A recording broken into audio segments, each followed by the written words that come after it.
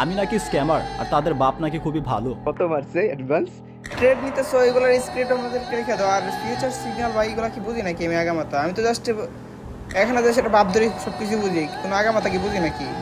3 কোটি টাকার উপরে মারছে। আপনার আর্মিরা একটু ভালো করে শুনুক, আপনার আর্মিরা একটু ভালো করে শুনুক।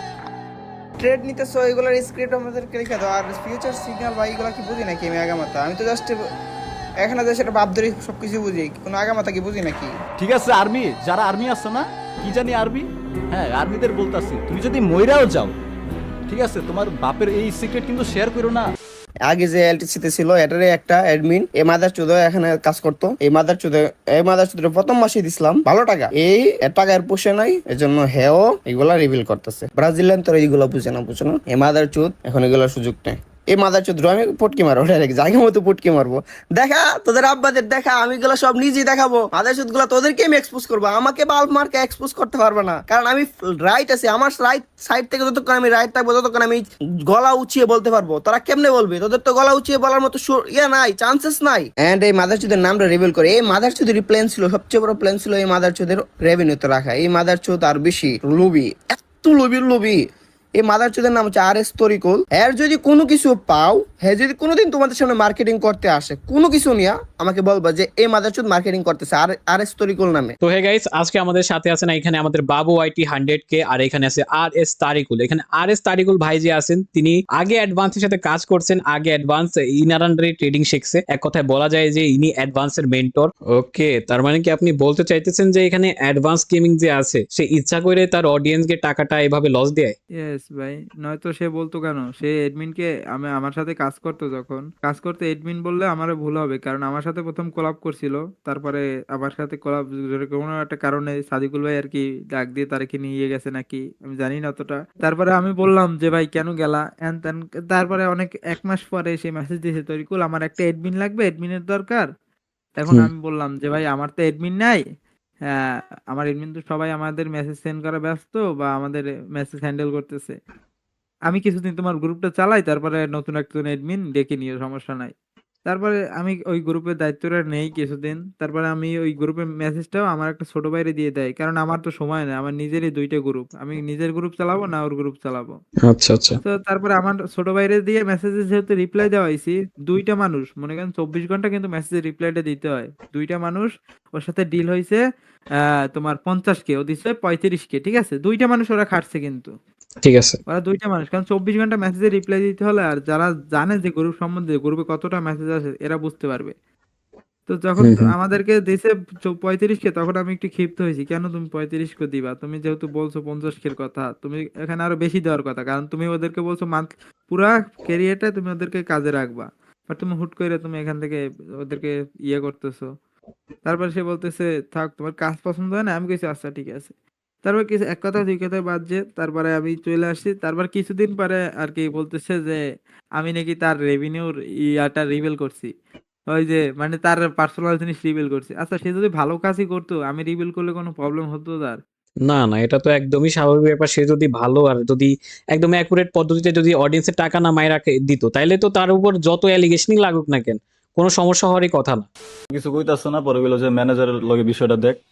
পরে কইলাম যে দুই সাইডেতে যদি ঠিক করে দেয় তাহলে তো ম্যানেজার ঠিকই আছে, কয় ম্যানেজার তাহলে সব ঠিক করবো, নাহলে তো দুজনেরই ঝামেলা করবো। আমি কই আচ্ছা ঠিক আছে। পরে ম্যানেজার আমারে কইলো যে তোরও নাকি ভিডিও প্রাইভেট করতে কইছে, আমারও কইছে। হ্যাঁ হ্যাঁ পরে শেষ কাহিনী। এখানে আমার যতদূর মনে হয়, এখানে আই এম সজীব ওর একটা জিনিস নিয়ে পোক করছিল। এই জিনিসটা আমি আমার ভিডিওটা ইনক্লুড করবানে, এই ভিডিওটার আপনি ফার্স্ট ইন্ট্রোতেই হয়তো দেখছেন। তো আমার মনে হয় যে আই এম সজীব এই জিনিসটা নিয়েই পোক করতেছিল ওকে, কারণ আই এম সজীব এই বিষয়টা নিয়ে কথা বলবে না, যদি তোর কাছে কাছে অনেক প্রুফ থাকলেও ও কথা বলবে না, কারণ ও যেহেতু ট্রেডিং করে। হুম কারণ হুম। একজন ট্রেডার আর একজনের নিয়ে কখনো কন্ট্রোভার্সি করতে পারে না। এটা ট্রেডিং এর যে তারা লিঙ্কটা ইউজ করে, লিঙ্কে একটা রুলস আছে। তো তখন লিঙ্কটা যে কন্ট্রোভার্সি করবে তাকে তার লিঙ্কে ব্যান করে দেবে। এই বিষয়ের জন্য আই এম সজীব কথা বলবে না জীবনেও। আচ্ছা ঠিক আছে। ট্রেড নিতেছো, এগুলোর স্ক্রিপ্ট আমাদেরকে রেখে দাও। আর ফিউচার সিগন্যাল বা এইগুলো কি বুঝি নাকি আমি আগামাতা? আমি তো জাস্ট এখানে যে সেটা বাপ ধরে সবকিছু বুঝি, কোনো আগামাতা কি বুঝি নাকি?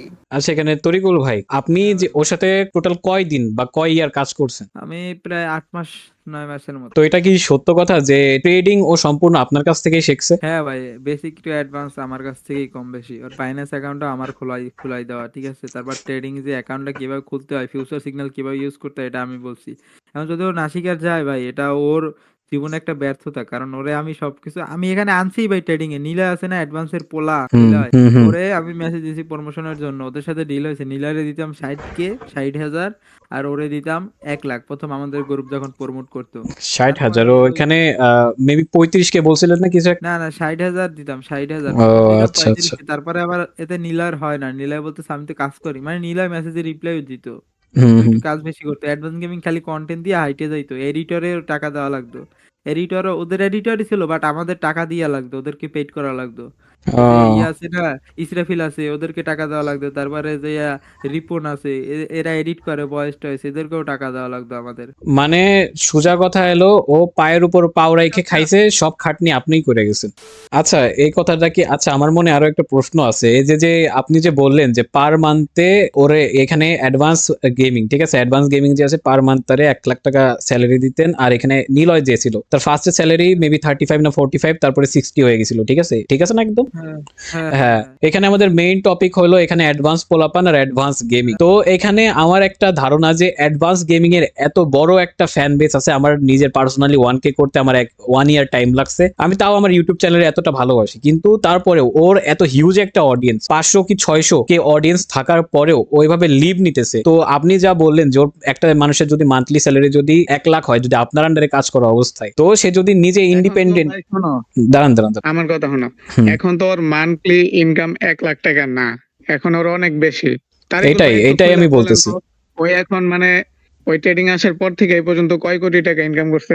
ভাই ইনকাম করতে কত কোটি, এর তো আনলিমিটেড হিসাব নাই। কারণ আমি একটা কথা বলি, এই জিনিসটা সম্পূর্ণটা হচ্ছে যে আপনার গ্রুপের মেম্বার আর অডিয়েন্সের উপর ডিপেন্ড করে। যার অডিয়েন্স যত বেশি তার অত ইনকাম, ঠিক আছে।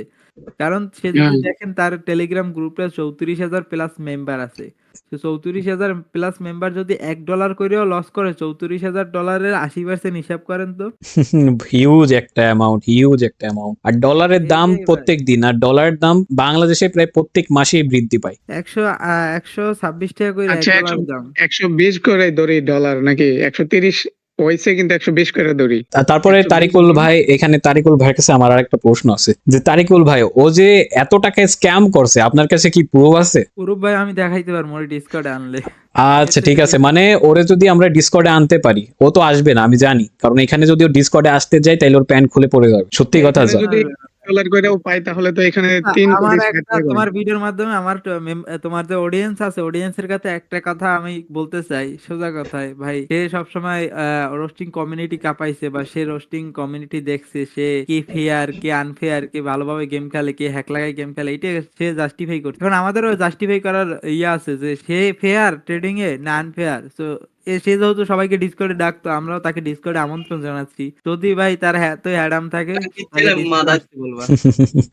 আমরা তারে ওপেনে চ্যালেঞ্জ করতেছি অ্যাডভান্স, আমরা ভালো মতোই জানি যে এখানে অ্যাডভান্স গেমিং বা অ্যাডভান্স পোলাপান যদি আমাদের ভিডিও নাও দেখে, তার বাচ্চা কাচ্চারা আমাদের ভিডিও ঠিকই দেখবে। আমাদের কাছে এখানে আমাদের RS তারিকুল ভাই প্রুফ নিয়ে বসে আছে। তো আমরাও তোমাদের চ্যালেঞ্জ করলাম যে এত বেশি ভিডিও আমাদের এগেইনস্টে না বানায়, যদি তোমাদের আসলে যদি তোমরা কিছু প্রুফ করতে চাও, যদি তোমরা যদি মনে করো যে না আসলেই ভালো আছি, নিজের অডিয়েন্সদের যদি আসলে সত্যিটা বোঝাইতে চাও, তাহলে তোমাদের সবাইকে আমি চ্যালেঞ্জ দিলাম, এখানে আমাদের সাথে ডিসকর্ডে আসো। এখানে অ্যাডভান্স গেমিং, তোমাদের আব্বা ভাই যাই হোক না কেন, সে অ্যাডভান্স গেমিং বা অ্যাডভান্স পোলাপান, এদেরকে ডিসকর্ডে আইনে এখানে কথা বলো, কারণ আমরা কথা বলার জন্য রেডি আছি, ঠিক আছে। আমাদের মনে এতটুকু সাহস আছে যে না আমরা অল টাইম, আমরা সবসময় রেডি। হ্যাঁ আমরা অলওয়েজ রেডি আছি, আমাদের কাছে প্রুফ আছে। হ্যাঁ, মুজাহিদের সিগন্যাল নিয়ে রেভিনিউ শেয়ারে যায় পুটকি মারা খাও, সমস্যা নেই তো, যাও।